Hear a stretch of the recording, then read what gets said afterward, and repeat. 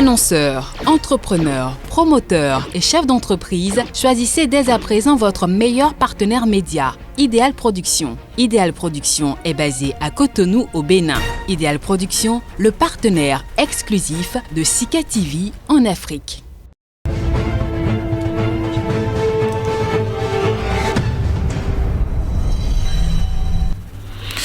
Merci d'être en position. Nous sommes en compagnie de qui vous devinez, Code Viaméton, pour nous aider à découvrir ce qui fait la une des journaux ce vendredi. Code Viaméton, bonjour. Bonjour Létondji, bonjour également à nos amis téléspectateurs. Alors, qu'est-ce qu'il y a au menu ce vendredi? La politique, toujours avec des manipulations à tous égards. Vous savez, depuis quelques jours, circule sur la toile un communiqué appelé à la démobilisation au niveau des partis, les démocrates, à l'égard de Rekiat Madougou, signé de Nourenou Achadé. Mais curieusement, les démocrates plutôt sont montés au créneau pour dénoncer ce qu'ils appellent donc cette manipulation médiatique à l'endroit de leur formation politique. Et si cela s'avérait, donc les poursuites devraient quand même être engagées à ce niveau parce que ça devient suffisamment grave.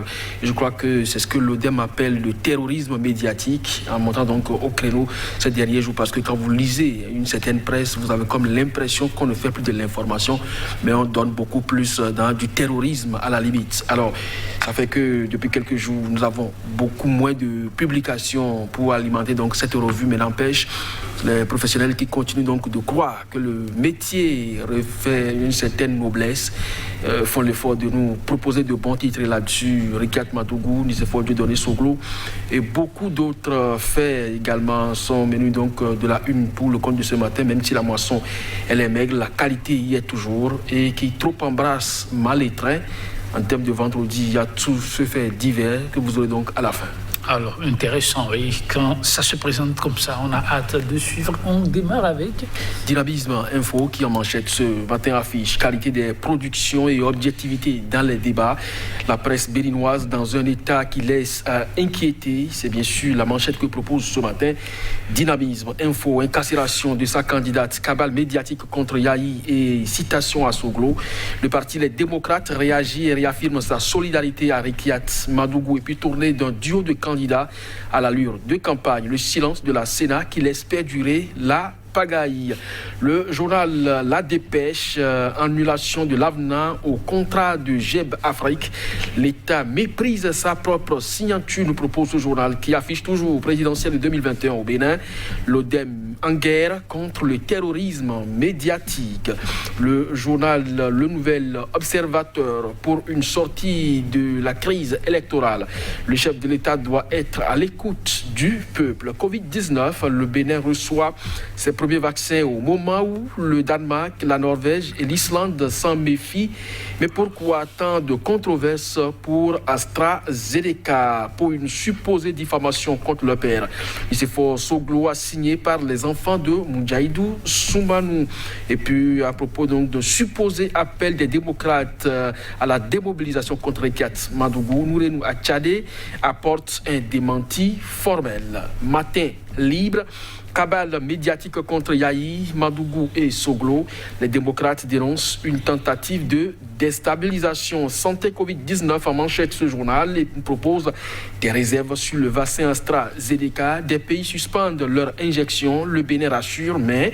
Et puis voici donc les premières cibles. Journal qui poursuit.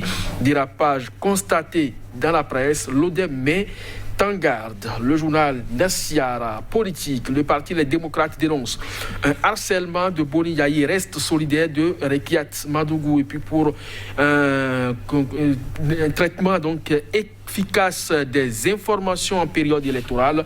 Le ANEP Bénin et le CNPA sensibilisent les patrons de presse du septentrion et puis je l'ai dit, je vous parlais donc de qui trop embrasse mal les trains, appelant maladroitement à un fort taux d'abstention pour les élections présidentielles. Lapsus révélateur du ministre Alain Orula, qui est porte-parole du gouvernement. Si je viens maintenant, on fait donc notre arrêt. On va démarrer peut-être là où vous venez de commencer, Nassiara, le parti Les Démocrates qui dénonce un harcèlement et un mépris de la personne, dénonciation aussi de signature en tout cas, toute une série de complaintes.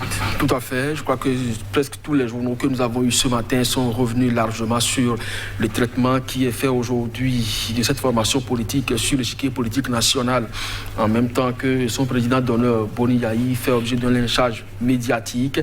On lui prête aujourd'hui un communiqué de solidarisation face à la situation que traverse sa candidate recalée, Rekiat Madougou. C'est dire simplement que on a comme l'impression qu'il y a quelque chose en dehors donc de ce que Rekiat Madougou vit, et également la personne de Boni Yayi qui, depuis l'éclatement de ces différentes affaires, a gardé son silence. On l'a invité à parler. Il n'a pas réagi parce qu'il y a des presses qui l'ont invité donc à réagir et puis même lui ont prêté caution par rapport donc à ce silence qu'on observe à son niveau, puisqu'il ne parle pas. Il vaut mieux donc constater qu'il a abordé depuis quelques jours, selon toujours ces presses-là, son boubou de pyromane. Donc quand vous lisez autant de sujets donc dans la presse pour ces périodes sensibles que traverse le Bénin, on se demande véritablement à quel jeu jouent donc ses confrères. Et c'est à juste titre que l'ODEM est monté au créneau. Il faut saluer donc cette initiative-là, même si elle n'a pas de force coercitive. C'est quand même bien qu'en tant qu'organe d'observation, de respect des questions de déontologie, qu'elle puisse donc monter au créneau pour attirer l'attention des uns et des autres sur ce que le journaliste, en qualité de noble, doit pouvoir donc proposer aux lecteurs. Alors là-dessus, le parti Les Démocrates, victime aujourd'hui donc de cette manipulation médiatique, est quand même sorti de sa réserve pour dénoncer encore une fois, pour que les autorités soient quand même au fait de ce qui se fait à ce niveau-là et véritablement chercher, si possible, le responsable de ce communiqué et, si possible, lui appliquer la sanction qui convient. Appliquer la sanction, car on traverse une période qui mérite que chacun se retienne. On reste à l'essentiel, que Dieu maintenant, on reste à la mouvance des élections avec le nouvel observateur qui se retourne vers le chef de l'État. Oui, encore une fois, le journal l'appelle donc à écouter son peuple. Vous vous rappelez, je crois que le journal Matin Libre déjà avait évoqué le sujet en début de semaine. Nous sommes revenus là-dessus quand il s'agit donc de la page Facebook du chef de l'État qui, pendant cette journée consacrée aux femmes, a émis donc le vœu de les voir davantage au devant de la scène politique et de prendre également leurs responsabilités et à saluer leurs mérites. Tout ce que donc ce communiqué de la page Facebook du chef de l'État a essuyé comme critique et des propositions également faites. Donc je crois que le journal Le Nouvel Observateur s'inscrit dans cette même dynamique et pense que le chef de l'État aujourd'hui, pour ce qui concerne la campagne présidentielle à venir, pourrait donc s'inspirer des messages à lui adresser par les uns et les autres sur cette page Facebook-là pour tenir le discours que le peuple veut entendre, mais au-delà également pour apaiser les uns et les autres, parce que les voix ne manquent pas, les saisies sont toujours là, les lettres ouvertes lui sont adressées. Je crois que c'est autant de baromètres sur lesquels le chef de l'État peut surfer aujourd'hui pour que non seulement le pays retrouve toute sa sérénité, mais que la période sensible que nous traversons également se déroule dans de bonnes conditions.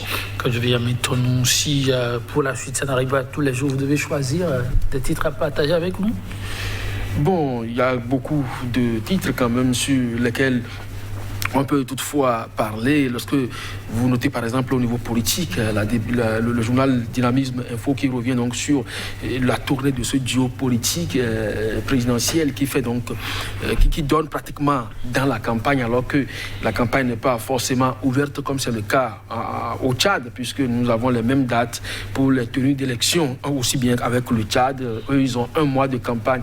Au Bénin, généralement, ça tourne autour de 2 semaines, que les uns et les autres fassent preuve de retenue. Mais quand ça nous concerne aussi, ce qui concerne la presse avec Dynamisme Info, qui parle donc d'une presse qui se trouve dans une situation ou un état qui laisse donc à inquiéter, je crois que c'est suffisamment grave, parce que vous savez, les journalistes constituent quand même des faiseurs d'opinion. Alors lorsqu'ils arrivent à être aussi manipulés à ce point, au point où ils ne pourront donc plus dire la vérité, c'est suffisamment grave. J'ai lu par exemple aujourd'hui, ceux qui se réclament aussi journalistes à travers donc certaines signatures, et comme quoi le vaccin AstraZeneca ne souffre d'aucune crédibilité. Alors, nous n'avons pas élaboré le vaccin au Bénin et ce n'est pas nous qui avons aussi dans le dispositif COVAX réceptionné pour la première fois ces doses de vaccin. Vous vous rappelez, tout dernièrement, l'Afrique du Sud a dit quand même que ce vaccin n'est pas efficace sur son variant et par conséquent l'a retourné, l'a proposé aux pays qui le souhaitent. L'Union africaine s'est proposée de le racheter à l'Afrique du Sud, mais c'est adressé donc finalement à d'autres pays du continent aussi possible. Alors, quand ça se passe comme ça, et on sait que plus de 11 pays de l'Union européenne, du moins, ont aujourd'hui arrêté l'injection de ce vaccin. Alors, de quel dispositif disposons-nous aujourd'hui au plan sanitaire pour vérifier donc l'efficacité de ces vaccins-là? Est-ce que nous sommes véritablement, pour ce qui concerne notre Covid, au Bénin par exemple, à face du variant sud-africain ou du Covid numéro 1 en provenance de Wuhan en Chine? On ne sait véritablement pas. Alors, je crois que le journal Matin Libre a proposé un titre quand même qui n'est pas à négliger, des réserves sur le vaccin AstraZeneca, le Bénin qui rassure, mais puisque le ministre de la Santé n'est pas donc sans savoir ce qui se passe à l'international, et il a tenu quand même à rassurer les uns les autres de ce que effectivement les dispositions seront prises. C'est ça le rôle du journaliste, rapporter l'information exacte. Les autorités sont au courant et prennent également les dispositions à cet effet. Nous voudrons quand même que cette disposition soit vraiment en faveur de la population parce que, je ne le dirai jamais assez, l'Afrique a montré sa résilience face à cette pandémie de Covid-19. L'OMS qui nous avait dit de nous préparer au pire s'est demandé à un moment donné mais comment l'Afrique a pu résister à l'épidémie. Mais si on fabrique les vaccins aujourd'hui dans les États où la maladie a fait des ravages et que l'Afrique est le premier à courir donc vers ces vaccins, il y a quand même mal donne. Si on se comporte comme ça, on se demande si véritablement on a évolué dans le temps. Parce que rappelez-vous, c'est au vu des miroirs qui ont projeté leur reflet à nos aïeux qu'ils avaient vendu leurs propres frères. Mais si aujourd'hui, parce qu'il y a de la manne financière derrière des supposés vaccins, alors que vous avez montré toute votre résilience à la maladie, vous courez un peu plus que ces États qui ont fabriqué ces propres vaccins et qui sont aujourd'hui réticents. Moi, je crois qu'on n'a pas évolué vraiment. Oui, on dit l'Afrique doit allumer son cerveau. Merci à vous, Côte d'Ivoire. Maintenant, chers téléspectateurs, on se retrouvera lundi.